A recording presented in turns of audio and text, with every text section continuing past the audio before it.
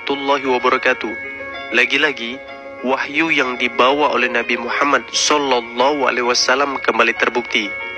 Ini merupakan salah satu bukti bahwa Al-Quran bukanlah karangan dari manusia, melainkan wahyu, petunjuk dan peringatan bagi manusia dari Tuhan semesta alam.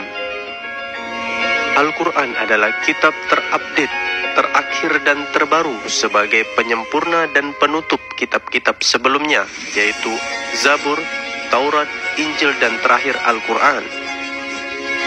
Di dalam Al-Quran berisi ilmu dan pelajaran yang mencakup astronomi, biologi, fisika, kesehatan dan ilmu teknologi. Kali ini kebenaran Al-Quran datang dari ilmu penerbangan dan terbukti secara ilmiah dan penelitian. Seorang peneliti sekaligus pilot dari unit Angkatan Udara Amerika Serikat, Lieutenant Robert Ray, merupakan salah satu peneliti sekaligus pilot senior terbaik milik Amerika Serikat. Lieutenant Robert Ray bukanlah peneliti dan pilot kaleng-kaleng, melainkan pilot yang memiliki jam terbang tinggi dan mempunyai pengetahuan dan pengalaman yang luas di bidang penerbangan. Ada hal yang menarik di awal-awal karir Lieutenant Robert Ray, yaitu ketika ia pertama kali meneliti dan menerima perintah untuk menerbangkan pesawat di ketinggian langit tertinggi. Awalnya, penerbangan berjalan lancar di ketinggian minimum atau ketinggian rendah. Dan seketika berubah ketika Lieutenant Robert Ray menambah ketinggian pesawatnya mendaki langit.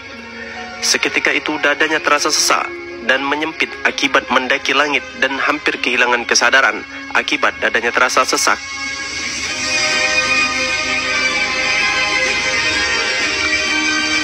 Ternyata sistem dan hal ini telah disampaikan oleh Nabi Muhammad Sallallahu Alaihi Wasallam 1400 tahun yang lalu melalui Al-Quran.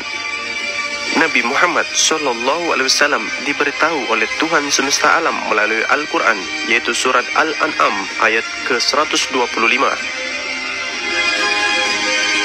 فَمَنْ يُرِدِ اللَّهُ أَنْ يَهْدِيَهُ يَشْرَحْ صَدْرَهُ لِلْإِسْلَامِ وَمَنْ يُرِدْ أَنْ يُضِلَّهُ يَجْعَلْ صَدْرَهُ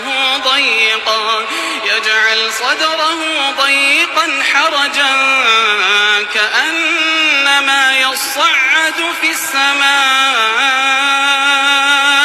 كَذَلِكَ يَجْعَلُ اللَّهُ الرِّجْسَ عَلَى الَّذِينَ لَا يُؤْمِنُونَ.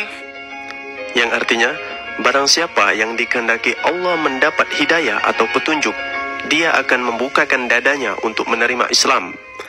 Dan siapa yang dikehendakinya menjadi sesat, dia jadikan dadanya sempit dan sesak, seakan-akan dia sedang mendaki ke langit. Demikianlah Allah menimpakan siksa kepada orang-orang yang tidak beriman. Ayat ini sangat terdengar dan terlihat jelas bahwa manusia akan merasakan sesak dan dadanya menyempit ketika mendaki langit jika tidak menggunakan peralatan khusus. Hal inilah yang membuat para insinyur dan ilmuwan barat terkejut sekaligus takjub atas kebenaran Al-Quran.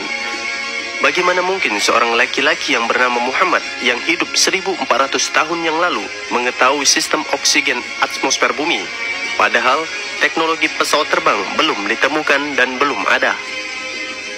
Para peneliti barat menduga-duga dengan dugaan yang konyol bahwa mereka berpendapat bahwa Muhammad pasti pernah terbang menggunakan pesawat di masa itu, karena mengetahui batas oksigen bumi yang membuat dada menjadi sesak ketika mendaki langit, dan menulisnya di dalam Al-Quran. Tetapi para peneliti lain tidak sependapat. Bagaimana mungkin Muhammad memiliki pesawat padahal di zaman itu belum ditemukan teknologi pesawat untuk terbang mendaki langit?